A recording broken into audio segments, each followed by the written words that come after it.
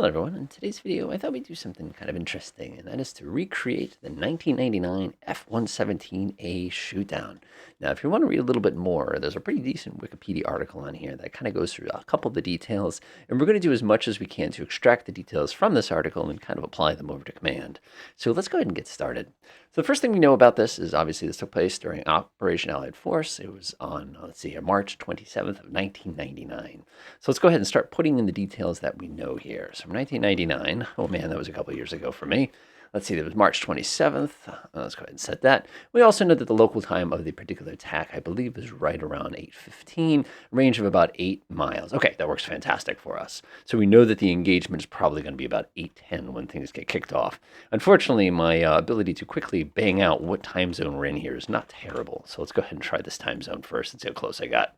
Enable, enable value. Oh, I never know which version they do. This is not how I write dates in my home country, so unfortunately we have to kind of work with what we got. So that puts us at a local time of 8 o'clock, which is actually pretty accurate.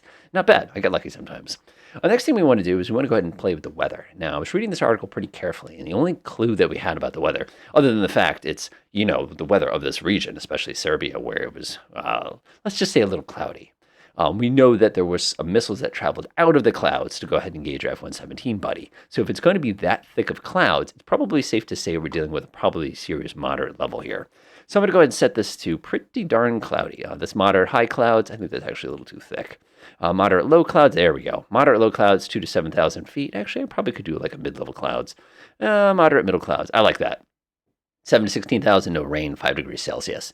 Now, the next problem we have, of course, is what was the local temperature? Temperature does impact radar performance. So how are we going to figure that one out? So the method that I kind of like to use for this particular one is I'll come on here and I'll do, let's see here, Serbia weather by month. You do something like that. And we'll go pick one at random here. And let's see here. So we're dealing with March. So March, the average temperature low is going to be about 37. High is going to be about 54. Average is going to be about 45. So it's probably safe to say it was probably in the upper 30s. So that's kind of tricky for us, again, coming from the United States. So we'll go ahead and pop that down to 5 degrees Celsius average. So if I hold my map over kind of our interesting region here, I can see immediately we're looking at about -5 Celsius, which is just a little too cold there. So let's go back up to weather. It could have been -5, but again, not knowing much about the exact situation, I'll have to kind of work with what I have. Let's try that. That puts us around 0, freezing. Yeah, let's call it freezing. Why not? Okay, so we have these nasty clouds. We have the correct date. We have the correct time and everything like that. Now, the hard part is going to be to figure out where everything was. So I'm going to go to add edit size real quick. Press add. We'll say NATO, and we'll go ahead and switch to the other one as well. Give it a moment here. Let's go Serbia. We'll go ahead and make these guys definitely not friendly at each other. NATO is hostile, and we're also going to say those guys are also pretty hostile.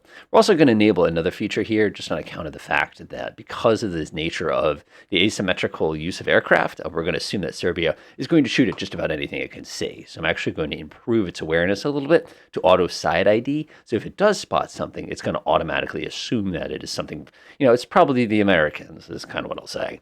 So next thing we have to do is we have to figure out where the heck that darn SAM site actually was. But before I do that, though, let's go ahead and give this a quick save, because I don't want to get too far here without being able to do that. Just press yes. Okay, looks pretty good there.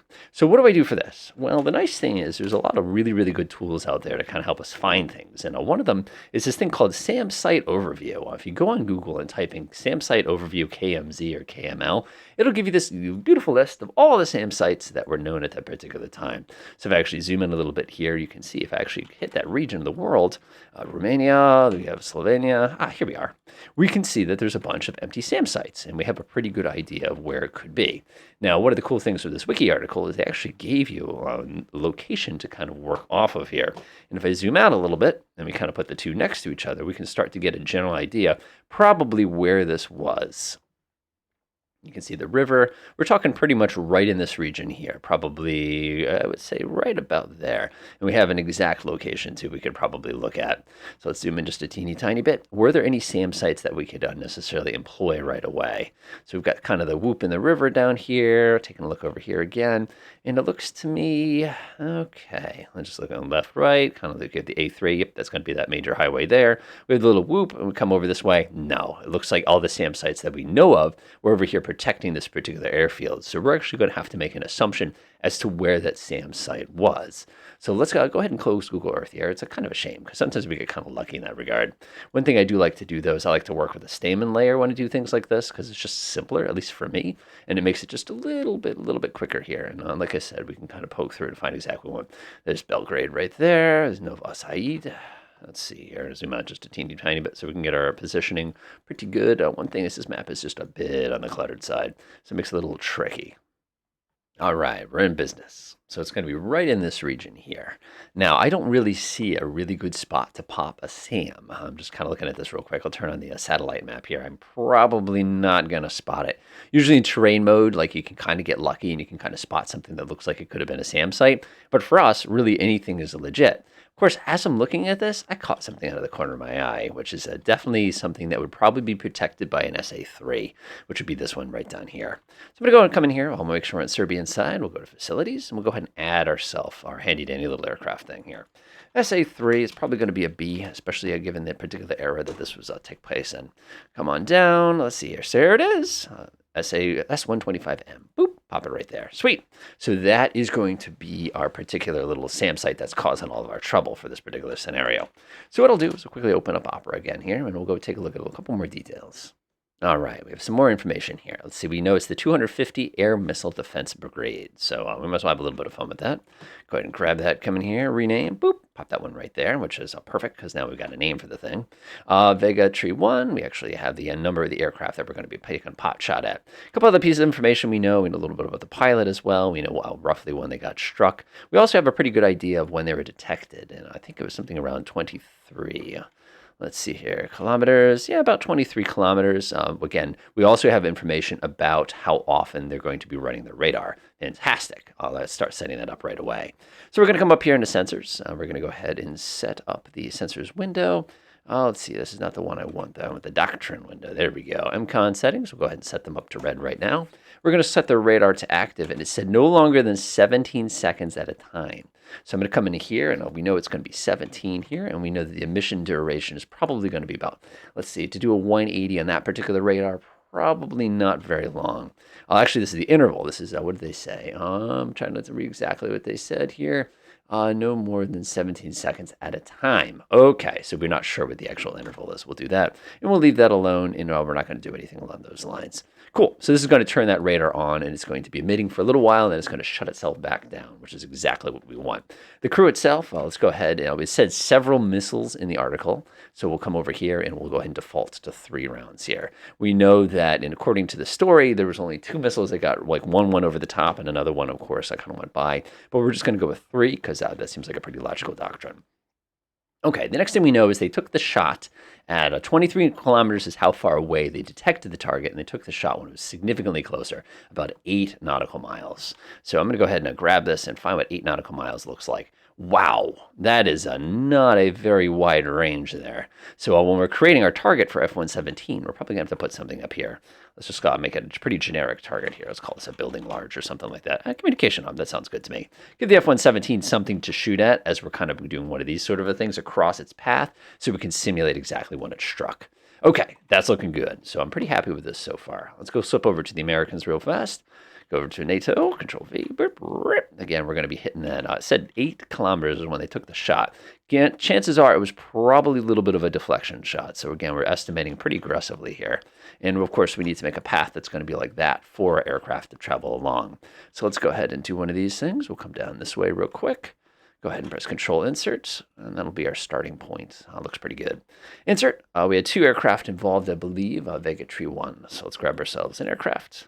This is going to be an F-117, F-11. Low observable. The word is low observable. All right, 1994. Probably going to have a couple GBUs. Isn't that so cool? You could carry one of those. All right, let's see here. Internal flare looks pretty good. Mark 84s. Yeah, that'll definitely put a hole in the ground. Let's go ahead and go copy. Let's grab these 2 guys. G, press F3. And we're going to set ourselves up in a path that looks roughly like this. Again, it does not have to be perfect. We'll go ahead and shut off God's eye view for a second. Save our scenario. Go ahead and hit spacebar. Okay, here we go. So I'm going to go ahead and order up a direct attack here. We're going to drop all sorts of LGBs all over the top of this target here. They're turning into position. Go ahead and speed up time here. And at this point, we shouldn't have much as far as detection goes, but we do want to go run over there real fast and take a look. Now, according to the story, they detected it at about 23 kilometers away. Let's see here, nautical miles, 23 kilometer nautical miles. It's about 14.29. Yeah, it's not too bad. Let's go ahead and hit that. That's fine. I'll go ahead and search it real quick here. 12.419 nautical miles. So theoretically, we should be detecting it. Let's go ahead and grab one of these things real quick. Too many screens open at one time. And get a little bit closer. About 12.39. It's going to be right around here. It looks pretty good right here. So let's go ahead and do this. Expected detection. That's how I spell expected. Expected detection points. Delightful. All right, so let's go take a look at our F-117s, which are making their way over here. And we have the point when we expect to detect them. Again, our radar's running pretty hard right now. So let's switch over to NATO real fast. Go ahead and speed up time a little bit. And are we picking up any emissions from here? So let's go ahead and pop this over to emissions. This is such a useful tool. Let's see, flight plans looks good. Contact emissions, I like that one right there. Looks pretty good. We've selected contact. Go ahead and click on the F-117. We're not picking up anything. I'm actually kind of surprised about that, actually. Let's go ahead and make sure time to slow down. Let's grab this one, census. We do have ESM on here, don't we? Yeah, we have an ALR. We're good. All right, I wasn't sure because I was kind of surprised we were not picking up our buddy there. So at the point we should detect him should be right about there, which is actually pretty darn close to what we saw from before. All right, so we'll go ahead and speed up time just a little bit here. Fire that radar. All right, let's see what happens. Now, we want to create the best case scenario for it. All right, so our target here is still undetected. We're looking at a range of about what they expected to do. One thing I do see, though, is I see that we're just a little tiny bit north here. So I'm actually going to pull ourselves just a little bit this way in order to make sure that we hit that point correctly. All right, perfect. So now we're kind of at this a little of oblique here. Now keep in mind, if we had other sensors to kind of help us out with this could be a little bit different. You know, if we have like a P-37 or something to the north, we could at least slew our radar over. But right now, our battalion radar is not detecting the target, and we are well within that distance that they described inside of the story here. Now, there's a lot of things going on here. And one thing we have to keep in mind is one of the things they discussed in a separate article was the fact that this aircraft was detected when it opened its bomb bay door. But the angle right now is actually pretty good. We've got a bit of an oblique going. But just in case, what we'll do is I'll go run over to a little location. Well, let's see. I'm just trying to get a feel for the environment here. And we'll go right here. We'll go ahead and throw a pretty strong radar and attempt to try to get some kind of thing. Let's do a P-37 here. We'll say, yeah, that's fine with me. Boop. Grab that one. I'll go ahead and move it over here, and I'll go flip it on to maximum efficiency, or maximum power, I should say, just to hope maybe there was an integrated air defense system kind of thing that made it a little bit easier for us to actually see it. And again, we're emitting pretty aggressively here. Oh, there we go. Bingo. Look at that. So we've identified two, but the bar lock was the one that did it. It was not the local battalion radar that did it. Interesting. So I think there's another aspect to this story that maybe we're not familiar with, and that's the fact that this radar system here perhaps did not detect it, and perhaps it got passed on from somebody else. But it's okay. It's okay. Like I said, it's still worthwhile to kind of play with this just to see sort of what it does. Let's go ahead and shut that radar off real fast. Naturally, as soon as we do that, we're going to lose that. Now, let's assume we handed this off to the SA-3 crew. The SA-3 crew immediately goes, wait a minute. Let's go ahead and flip that on to maximum power here and see if we can detect them. We were able to pick them up a minute ago. They're starting to get within our take the shot range, though. That's the one thing I'm a little nervous about here. And we still have not redetected them. So what I'm going to do now is I'm going to flip the bar lock back on for a moment. And again, we don't know that this was here. This is just us doing the best we can to recreate what we have. Give that a couple moments to sort of acquire. There we go. Perfect. And we've acquired them immediately, and they're within our firing envelope. So let's grab our missile defense battalion. Let's lock onto our bogey here. We should have named this one correctly. And we'll go ahead and grab this and go ahead and allocate 3. So we're going to take our shot as soon as we get a chance. Now, remember, the way this is going to work is, actually, we'll go like this. There we go. He's going to fire up his fire control radar, and he's going to try to get enough illumination on this target so that he can go ahead and launch his weapon. This is a deflection shot, which is harder, but remember, they said in the story that it was about an 8-mile launch here, which is basically exactly the range that we're currently in. And again, there are a million other little variables here that we're not short of. So I'm going to go ahead and pause this one, go to Doctrine. I'm actually going to get you out of this mode. We'll just leave you in continuous right now because I really, really want your radar to be fully active here. I don't want to take the chance that he's going to flip himself off at the critical time when he needs to take a shot. And apparently I need to go double check that because I must have selected a different mode here. Let's see here. Go up to Doctrine Window, MCON Settings. Let's go ahead and set it to blue, which will switch them over to continuous. Perfect. No, we are not able to take the shot. We got a pretty good lock here. We just don't have enough illumination to actually take the shot, so it looks like they're going to go ahead and get away with it. Interesting. Very, very interesting. So we did a lot of things to kind of pull down the scale here to make this a little bit harder or easier. So what we're going to have to do now is we're going to have to tweak this to see if we can take that shot. So what I'm going to do is now that we've kind of seen that it just didn't work. The shot was never taken. Again, there's a million and one different things. Apparently, there's a rumor that they tweaked their radar settings to give like different frequencies. Like, I'm not even going to guess how that worked, but out of the box, we were not able to take the shot. So what I'm going to do is I'm going to go ahead and reduce the altitude. I'm also going to order my chaps here to fly right over the tippy top of our particular target region. Let's go back to here. Obviously, we want to put them right over here. We'll go ahead and flip off the P-30. No, we'll leave him on because, like I said, we need all the help we can get here. Let's go ahead and see what happens this time. So we're popping over the top. We're still ordered to attack this, and we're going to go directly over, which is going to give us the best shot. So, of course, we're detecting on the bar lock, no problem. Again, very, very, very, very, very big wavelength there. Our SA-3 crew, they're going into range here, locking on. If you've ever tried this in SAM, by the way, it's the hardest shot you will ever take. Okay, we are well within the sweet spot here as far as taking that shot goes. There it is. There it is. Okay, beautiful. So we were able to get ourselves enough illumination to take the shot. It looks like we took the shot at a range of 4.2 nautical miles. So about half of the reported distance here. But the reality is we still were able to take the shot. So now if we switch over real quickly to NATO, we should get a missile launch warning, which we did. So remember, this missile is going to travel up through the atmosphere and it's going to come knock on his window. So what I'll do is I'll grab my 3D view here. One of these days I will update my TAC view. I keep forgetting to do so. Let's grab onto that SA3. Oh my gosh, look at that thing go up. All right, unpause. Let's see what we got here. Going up through the cloud layer. And going up towards our target here. Okie doke. Straight up. Oh boy, that's going to be a tough one. Oh, we got a hit. We got a hit. All right, so our poor F-117 here is now part of the Belgrade Museum as the pieces of it start dropping down towards the Earth and going kershmoosh, kershmoosh. Meanwhile, this one right here is just kind of chilling. I don't think they're going to get another launch off in time. They might. And it looks like they did. Yeah, the missile's blind, though. I had a feeling that, oop, no good. No joy. So you can see we were able to take that shot when we overflew right on top of that particular target. So what can we say here? A couple different things. The first thing was the F-117. It was very, very difficult to detect. At least, again, this is all out of the box. We have no idea what equipment modifications are made in the real world on either side. So there's so many assumptions we're making here. But the big thing here is we know that this particular F-117, we could engage it once it got close enough. And it was, what, like a 4 nautical mile range or something, plus a little bit of altitude difference there. So that was pretty darn tight of a shot. So the 8 kilometer and being detected out to about 12 nautical miles here, that was pretty impressive. But again, I have the feeling that it was an integrated air defense, kind of like a cooperative engagement here, that there was probably some radar that was probably feeding these guys a heads up. Now, there's another thing that I heard as well.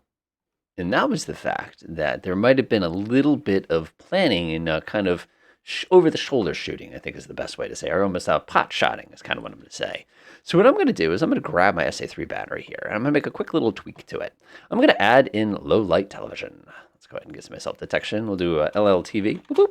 And we'll go ahead and get something that's generic. We'll call it second generation. We'll go ahead and say, what do we got here? Target tracking and identification, F for sure. Target search, target tracking, weapon director. We don't need a weapon director here.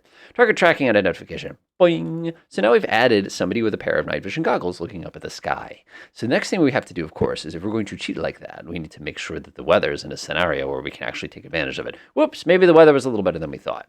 The key thing here is all we've done is made it so that the chance of seeing through the clouds is greater. So now we have this crew here, which is doing its intermittent emission. The other thing, of course, it's doing here is it's got a pair of really, really nice night vision goggles, and we're keeping an eye out for these sneaky F-117s. So go ahead and speed up time here. Go ahead and slow down time. And notice we've acquired them. But of course, this acquisition was probably because of the bar lock, which is exactly what we expected. So we're going to keep cruising. It looks like we're just a little bit, again, kind of north of where we want to be there. So go back to NATO. Let's go ahead and grab these guys and move them over just a tiny bit here to make it a little bit more fair. All right, that should do it. Let's see here. Coming into position. Again, we have a pretty good idea of where they are. And we probably have, yes, generic low-level television. So now we actually can see the F-117s visibly here. Now, is that going to make a difference? I'm not sure that it will, because guiding a weapon, especially those old-school SAMs, are a little difficult to do with the camera. It is definitely something that was attempted, especially during the Vietnam War. They basically were firing those things up and just proximity fuse detonating, trying to hit B-52s because of all the electronic noise. All right, we're cruising, we're getting into the let's take the shot range. And I don't think the shot is going to be taken here. Nope. It looks like they're going to go right on by. So unfortunately, even though we kind of tipped the balance just a teeny tiny bit, you can see that that main fire control radar just did not have enough return to reliably engage. In this particular version of the system, did not have the ability, of course, to take that shot just with the camera alone. So there's a lot of really kind of interesting things we saw here. And again, all the different variables kind of coming together to make such a big difference as far as whether or not that shot could be taken. And like I said, there's a ton of research to say that there's so many little things that could have been different in the real world scenario that we couldn't simulate here that could have a big, profound impact on this particular engagement. There could even be an element of luck in there that, again, things just kind of worked, or maybe somebody accidentally left the door open, or like there's so many different possibilities there with that particular scenario. But I don't like to leave scenarios just kind of hanging like this, so let's go ahead and reopen it again real fast. Head over to Serbia, and this is always kind of fun to do. Go ahead and grab this guy, go ahead and delete it. Let's get ourselves something that does actual damage here. SAO, how mean should we be? Let's go to 17 here, because why not? There we go. That's the one I'm talking about. Flip that radar on and see if it's any better. Let's go do this. Ahaha. That is a nasty system. All right, let's see. Again, this is purely for science, All right, we'll speed up time here. Those F-117s are sneaking out. Another thing I want to say, too, about the actual scenario, and especially if you read a lot of the articles about it, you're going to read these things, is the fact that the aircraft was shot down. It landed pretty intact. It looked like kind of like a weird-looking black lawn dart. But the big thing that was taken away from all of it was the fact that the Americans did nothing to destroy the wreckage. You know, one of the things I actually was reading in the article is that the stealth technology at the time was so out of date that they didn't really mind. Oh, there we go. F1, engage, and you can see they're going to go ahead and try to take a shot here. Again, this is 1970 stealth technology against a very, very modern SAM system here. So here we go. That's going to be maximum take the shot chime, and there's no effect. I thought that would be kind of an amusing thing. So we can learn from this one, of course, that the battalion radars, the actual search radars, got really, really good. But what didn't necessarily get good were the fire control radars against 1970s technology. Enjoy.